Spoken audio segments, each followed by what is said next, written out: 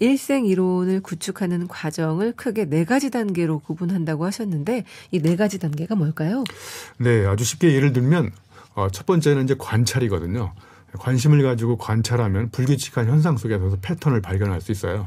제가 지하철을 타면 첫 번째 취하는 동작이 금방 내릴 것 같은 사람 앞에 서 있거든요. 관찰해 보니까 네. 가방을 싼다든지 노선도를 확인한다든지 행동거지 표정이 불안하면 다음 역에 내릴 확률이 높다는 걸 알게 됐어요. 네. 관찰 결과.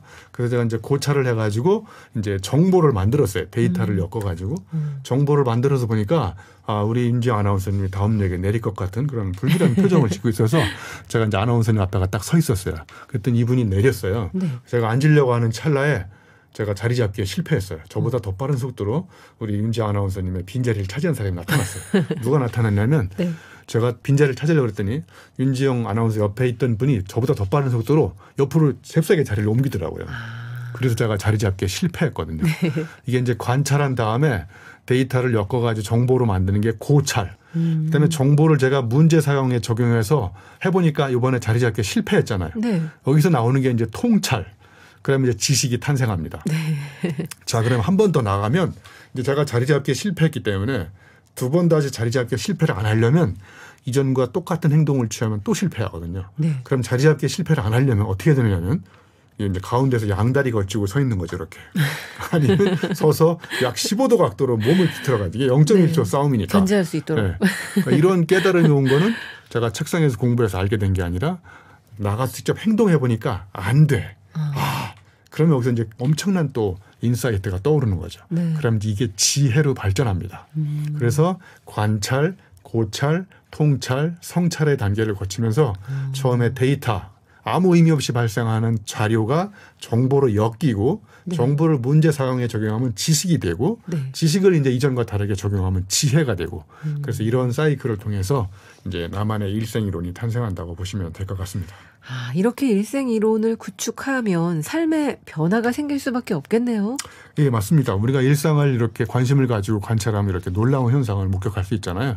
그러면 이제 이런 지혜가 계속 축적이 되면 이제 지하철 소리만 들어봐도 이번에는 뒤에서 세 번째 칸에 빈자리가 많을 것 같다. 이런 놀라운 불길한 육감적 회한이나 안목이 생기는 거는 끊임없이 관찰, 고찰, 통찰, 성찰을 해본 거예요. 나중에 그런 경지에까지 이르는군요. 네, 그래서 이렇게 이제 이론을 개발하면 세상 사람들이 이야기하는 좋은 이야기에 휩쓸려 가지고 떠내려가지 않을 수도 있고 자기만의 중심을 딱 잡고 원심력으로 사회가 좋아하는 거에 막 끌려가지 않고 네. 휩쓸리지 않고 내가 딱 중심을 잡고 나만의 경험으로 깨달은 통찰을 가지고 세상을 이제 뒤흔들 수 있는 거죠.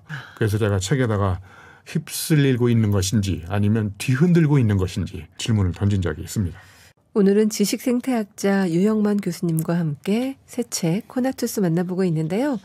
성공하고 싶다면 일생이론을 하루빨리 구축해야겠다는 생각이 들었습니다. 그런데 이 일생이론을 구축하는 데 있어 중요한 것이 자기만의 고유한 경험이겠네요. 네, 맞습니다. 경험은 이제 뭐 책을 쓰거나 이론을 구축하거나 하는데 경전으로 작용한다고 생각합니다. 자, 그런데 제가 여기서 하나 좀 구분해서 말씀드리고 싶은 개념이 하나 있는데요. 네. 체험과 경험은 어떻게 다를까요? 제가 보기에 이제 많은 사람들이 경험하지 않고 체험하기 때문에 지금 위기가 오고 있다고 생각해요. 자, 예를 들면 네. 해병대 체험하는 사람이 있고 해병대가 직접 경험한 사람이 있잖아요. 그러니까 이렇게 체험은 단속적이고요. 끊어져. 그리고 이어지지가 않아요. 그리고 체험은 가장 중요한 게 계획적입니다. 네. 근데 우리가 인생을 살면서 모든 걸 다 계획대로 경험하지는 않잖아요. 그러니까 경험은 우발적이고 또 경험은 가장 중요한 게 연속적입니다. 어제 했던 경험을 이어서 내가 반성을 해보는 거죠. 어제 이렇게 했는데 오늘은 이런 경험을 해야 되겠다. 그러면 이제 경험이 이렇게 연결되면서 어제와 다른 경험을 하게 되고 네. 거기서 자기만의 고유한 내러티브, 서사, 이야기가 탄생합니다. 자, 그러니까 삶의 주인공으로 거듭나는 가장 강력한 방법은 체험하지 말고 경험해야 됩니다. 네. 또 일생이론을 구축하는 데 있어 독서도 매우 중요한 역할을 하는데요. 책 읽기의 완성은 마지막 장을 넘길 때가 아니라 내 몸으로 겪은 체험적 각성에 밑줄을 칠 때다라고 하셨어요. 네, 저는 그래서 읽기의 완성은 쓰기라고 생각해요. 쓰기. 그 책에 나온 메시지를 내가 직접 몸으로 한번 경험을 해보는 거죠. 그러니까 책을 눈으로 읽고 끝나버리면 읽은지 안 읽었는지 기억도 안 날 경우가 많잖아요. 그러니까 남의 책을 읽은 다음에 나의 생각으로 재정리, 재해석을 해보고 그리고 저자가 던져준 메시지를 나의 상황에서 몸으로 직접 해보면 이게 이런 의미였구나. 그때 이제 체화, 육화되면서 나의 것으로 이제 재장착이 되는 거죠. 네. 일생이론을 잘 구축하려면 경험과 독서 그리고 인간관계를 잘 녹여내야 한다고 했습니다. 인간관계와 관련된 본문 내용을 유영만 교수께 청해 듣겠습니다.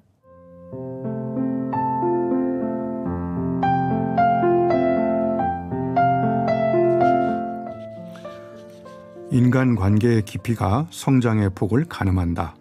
나는 타자와 더불어 성장하는 관계의 존재다. 내 실력도 독립적으로 키운 역량이라기보다 사회적 상호작용의 산물에 가깝다. 인간관계가 낳은 역사적 산물이 바로 인간이다. 신영복은 처음처럼해서 사람과의 만남을 통찰하며 스스로 좋은 사람이 되는 것, 좋은 만남을 갖는 것이야말로 삶을 아름답게 한다고 말한다. 오늘과 다른 나로 거듭나려면 지금까지의 인간관계를 돌아보아야 한다. 너무 오랫동안 단순한 관계 속에서 살아가지 않는지, 새로운 관계를 두려워하는 것은 아닌지 생각해 보아야 한다. 인간관계는 양면 거울과 같아서 타인에 대한 경종이자 나 자신을 향한 반성이며 성찰이다. 타자와의 만남은 생각을 바꾼다. 통념과 고정관념에서 벗어나려는 사람과의 만남은 변화의 계기가 된다.